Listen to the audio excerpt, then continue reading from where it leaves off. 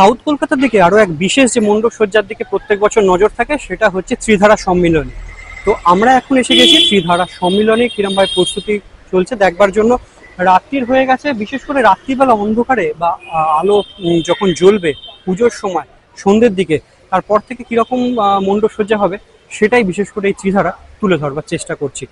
আর আমার সামনের দিকে ওই যে রাস্তাটা যাচ্ছে, যেখান থেকে বাস যাচ্ছে দেখা যাচ্ছে কতটা জানি না, কিন্তু ওই রাস্তাটা হচ্ছে রাসবিহারী এভিনিউ।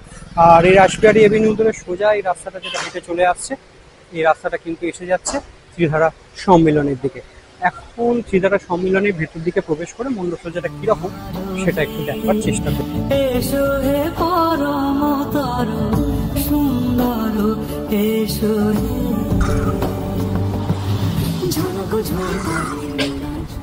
বৃষ্টির জন্য কাজ কিন্তু প্রচুর বিঘ্নিত হয়েছিল এখন, তাই তড়িঘড়ি কিন্তু কাজ সারবার পর্বটা চলছে এই ত্রিধারাতে। বৃষ্টি যাতে যখন হয়েছিল তখন প্লাস্টিক দিয়ে কিন্তু সব ঢাকা ছিল জায়গাগুলো।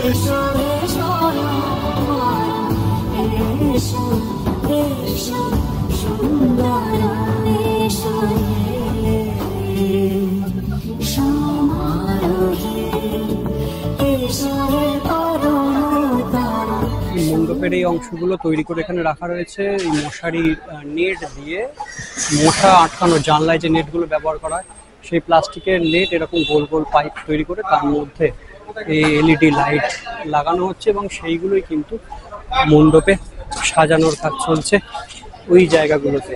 সারা রাস্তার ওপরে যে আর্চের মতন হাফ রাউন্ড স্ট্রাকচারগুলো রয়েছে রাস্তার ওপরে, সেই রাস্তাগুলোর ওপরে যে ফানেল বা টিউবগুলো ঝুলছে সেইগুলো কিন্তু এইখানে তৈরি করার কাজ চলছে, প্রত্যেকটাতে লাইট থাকছে। আর এইগুলোর ভেতরেও কিন্তু সুন্দর প্লাস্টিক ভেতরে নকশা কেটে এর ভেতরে কিন্তু লাইট লাগানোর বন্দোবস্ত থাকে, যেগুলো দিয়ে কিন্তু গোটা মণ্ডপ সজ্জাটা সেজে উঠবে। আর মণ্ডপ সজ্জার কাজ কিন্তু এখানে যে স্ট্রাকচারগুলো তৈরি করে মণ্ডপের গায়ে উপরে রাস্তার ধারে যেগুলো লাগানো হচ্ছে সেইগুলো কাজ কিন্তু এখানে চলছে।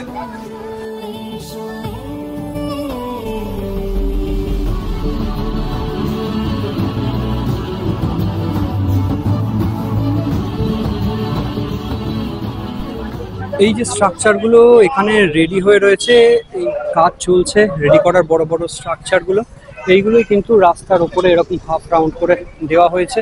কোনোটা ওপরের দিকে ওই হাফ রাউন্ড করে এরকমভাবে রাস্তাটাকে জুড়ে দেওয়া হয়েছে। আর এইগুলোতে এই প্রত্যেকটা যে টিউবের আকারে ঝুলছে প্রত্যেকটা মশারি যে নেট আছে সেই নেট জাতীয় জিনিস দিয়ে তৈরি করা হয়েছে। প্রত্যেকটা ভেতরে কিন্তু এলইডি লাইট রয়েছে। আর এই সমস্ত এইগুলো সবই কিন্তু ওই জানলাতে মশা আটকাবার যে নেট আছে ওই নেট ফেটগুলো দিয়ে কিন্তু তৈরি করা হয়েছে।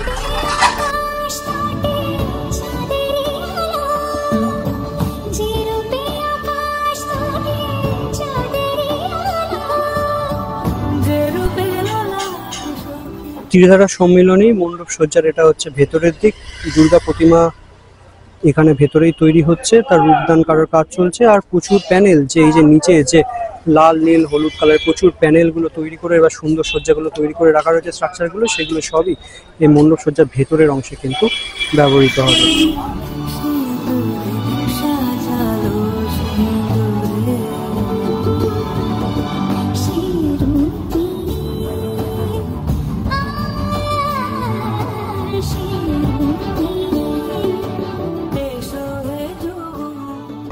ত্রিধারা সম্মিলনে এই বছরের থিম হচ্ছে খেয়া।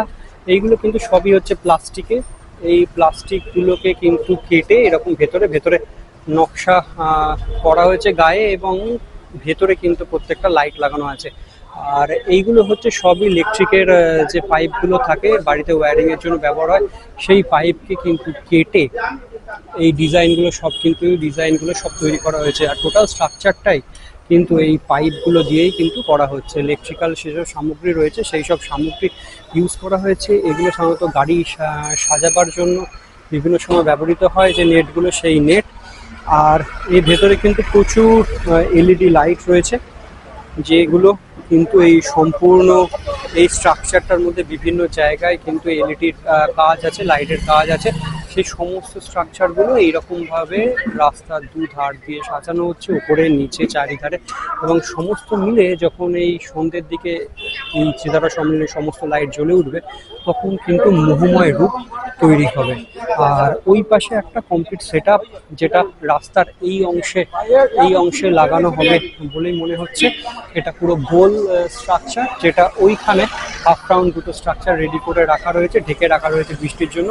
সেগুলো কিন্তু তৈরি করবার রেডি হয়ে রয়েছে এবং সেগুলো এইখানে লাগানোর কাজ খুব তাড়াতাড়ি শেষ হয়ে যাবে। আশা করি মহালয়ার পর চতুর্থীর দিন এই মণ্ডপ সজ্জা কিন্তু সবার